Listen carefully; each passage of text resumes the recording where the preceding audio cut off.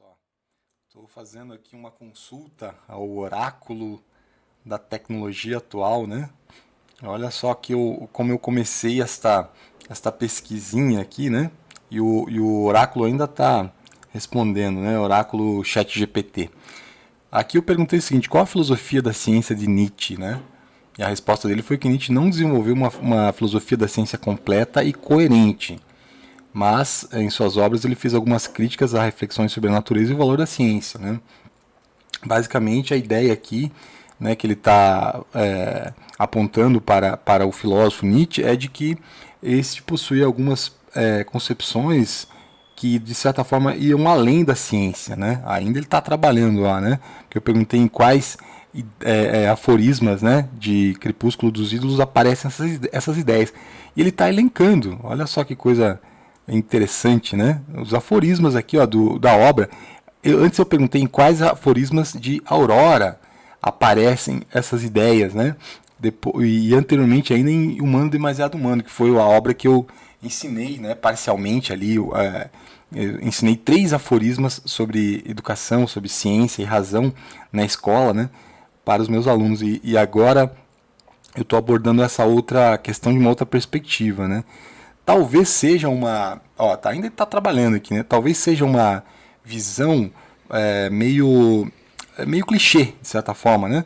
Dizer que o Nietzsche tá sempre pensando num ponto de vista que seja crítico em relação à ciência, né? Que seja uma abordagem talvez mais ampla do que a perspectiva científica da vida, né?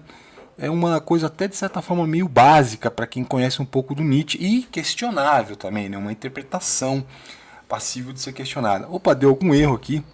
Olha, caiu minha internet aparentemente, né? Bom, acho que tá meio, não, aqui tá só deu algum problema na internet mesmo. Deixa eu ver aqui, ó, se eu consigo continuar aqui. Ele continua, né? Ele volta ali. Eu perdi o que ele já tinha feito. Bom, em todo caso, para vocês verem como isso é realmente impressionante, né? Mesmo que seja uma ideia um pouquinho clichê sobre o que é a visão de Nietzsche da filosofia da ciência, não chega a estar errada, né? Claro, tudo no Nietzsche é perspectivismo, então tudo pode ser questionado de certa forma. Mas olha só o que ele fala aqui, ó. Nietzsche reconhecia o valor da ciência como uma ferramenta para a conquista da natureza e a melhoria das condições de vida humanas.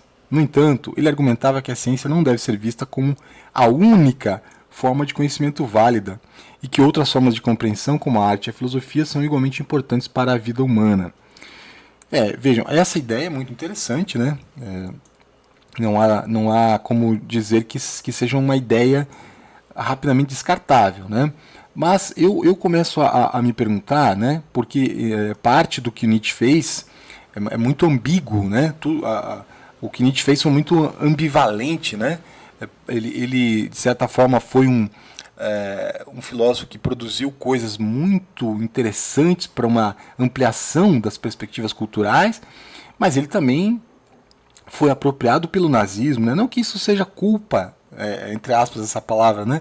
Culpa dele, mas não há como negar também que uma perspectiva dessa que de certa forma coloca a filosofia acima da ciência, digamos assim, pode muito bem dar vazão a um negacionismo científico, né?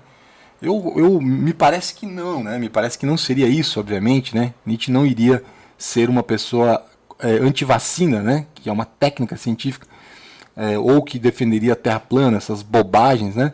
Mas ele, ao deixar em aberto esse questionamento, né? O questionamento pode ser de vários tipos, né? Pode ser, vamos dizer assim, de vários matizes, né? E vários graus também, né? Pode ser um questionamento sofisticado ou pode ser um questionamento estúpido, né? Como o negacionismo e o nazismo e o bolsonarismo contemporâneos, por exemplo, né? Mas só complementando, né? Vejam só, ele apresentou essas ideias e ele foi citando aqui as obras, né? Bom, deixa eu até questionar aqui, né? Deixa eu até questionar mais uma aqui, né? Porque ele foi citando todas as obras ali, né? Deixa eu colocar aqui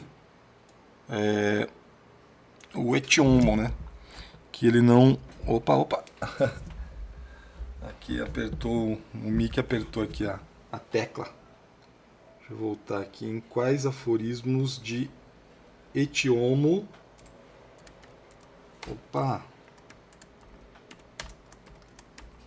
Aparecem essas ideias. Vamos ver o que ele fala, né? Ali. Em Etiomo, né? Nietzsche também aborda, né?